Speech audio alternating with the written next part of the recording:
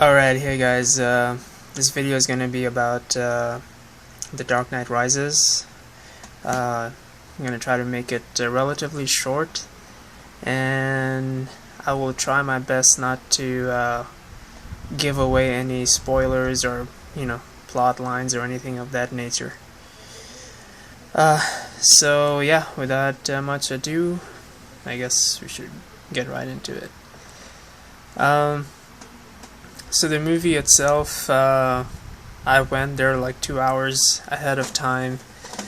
There was a couple of reasons for that. The primary reason being the experience we had last time when The Dark Knight came out, and when we went to watch it, there were I want to say at least maybe 40 to 50 people ahead of us. Maybe it was more, but I don't really remember it the exact number or that clearly. But anyways,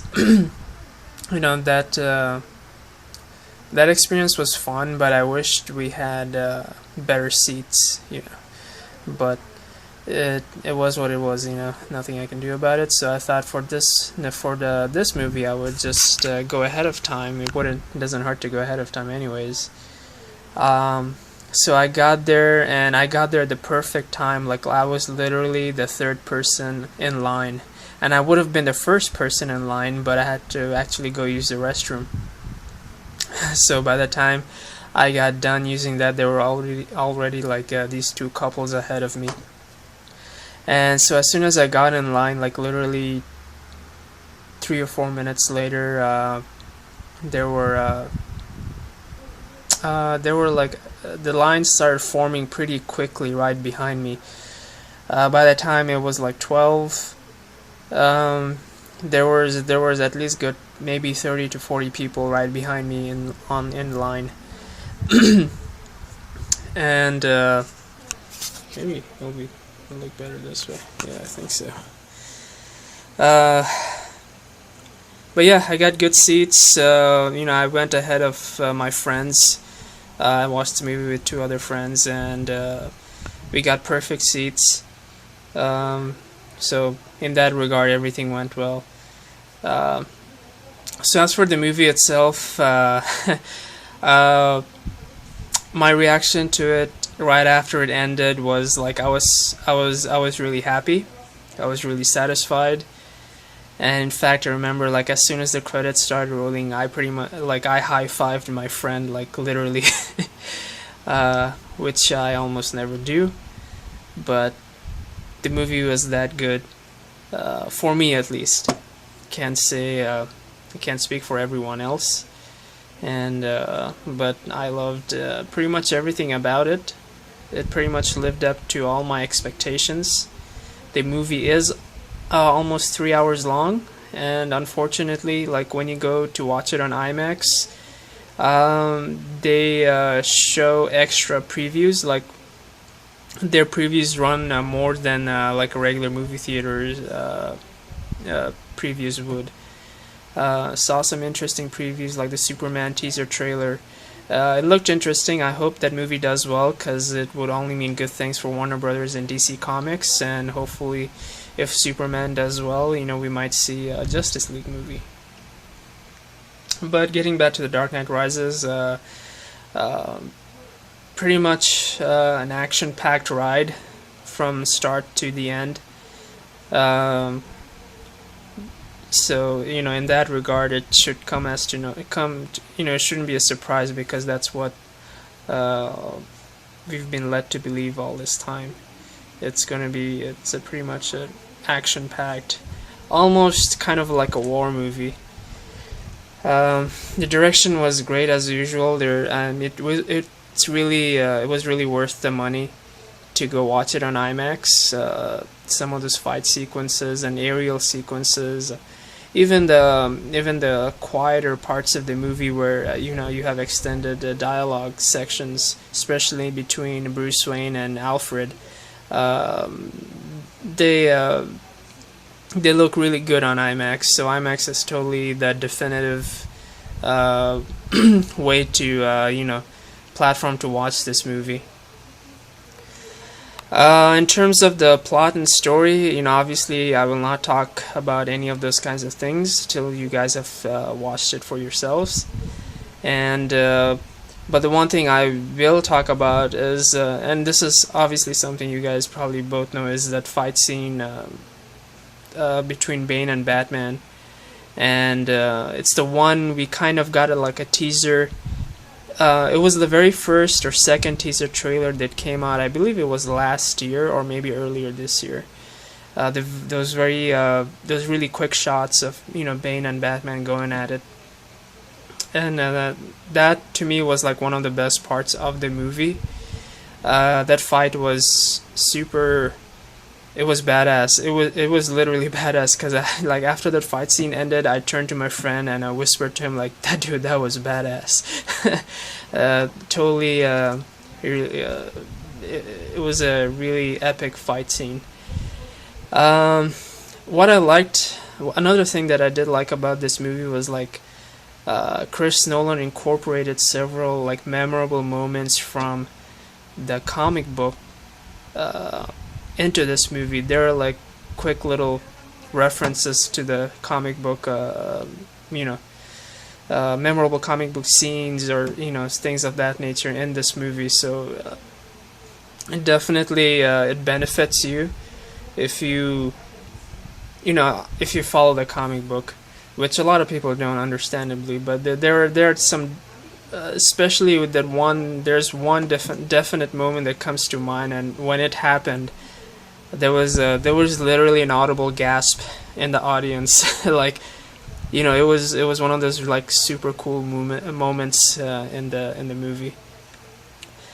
And the whole way this movie was shot by Chris Nolan, it was pretty much, to me, the vibe I got from watching this movie was like I think he had the most fun making this movie, and it almost felt like this movie was like a present or a gift to the fans of the not only the previous two movies, but the entire Batman fan base. He pretty much hit all the right notes, and there are definite surprises throughout the movie. But the movie went pretty much how I expected it to go, but none of it felt like forced or rushed, or like it didn't feel unnatural at all. Like he shot this movie according to the script, and he took his time developing the entire storyline in the movie. Like I said, the movie is long, but there are some issues, and most of these issues are not really negative per se, like not really bad things, just like plot holes. And if you've watched the previous two movies, like Chris Nolan leaves certain things out, and he does this because he's assuming we as viewers are going to fill those blanks in, like we're going to take certain things on faith, that they did happen. So there are quite several moments in this movie where those kinds of things happen. There are plot holes, things that you will need to fill in by your own.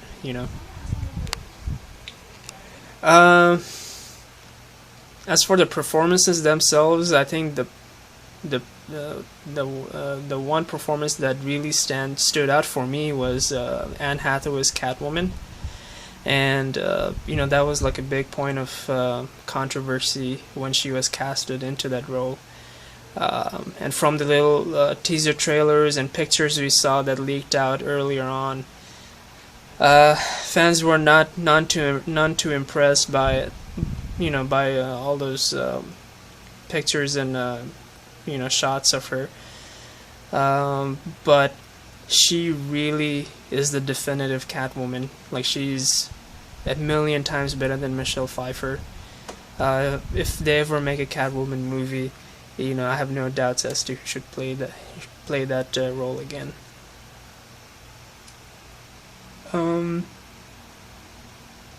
What else? Tom Hardy, of course. The guy is a physical beast, and just a behemoth. uh, so he does a really good job. But going back to Catwoman for a bit, because I just remembered one thing. Like Anne Hathaway does a really good job of not like overplaying this role, because it's easy to overdo Catwoman, with her exaggerated, uh, you know, gestures and all those kinds of things that we've seen in the past, in both in the video games and in the in the movies. But she plays this role. She doesn't overdo it, but she doesn't undersell it as well. She just plays it right, like it's pitch perfect. And I was really, really impressed how good she was in this movie. Definitely for me, she was the best actor in this movie, actually, for me. So going back to like the other actors, Christian Bale, he's been given the most. Well, no, I don't know if he's been given more opportunities as Batman, but as Bruce Wayne, he definitely has more scenes in this movie, and he really does a great job with that. Him and Alfred have several moments in this movie, and they're all really, really good. Standout scenes in this movie, in my opinion. And the rest of the cast, like Gary Oldman. What's the other guy? Gary Oldman, Morgan Freeman, Cillian Murphy, Matthew Modine, Joseph Gordon-Levitt, and Miriam Cotillard. They all do also a really good job of playing their roles and making playing really believable characters. And so it's an ensemble cast, and they all did a really great job. So my overall thoughts and impressions about this whole ride we've been on with Chris Nolan and this trilogy, overwhelmingly positive.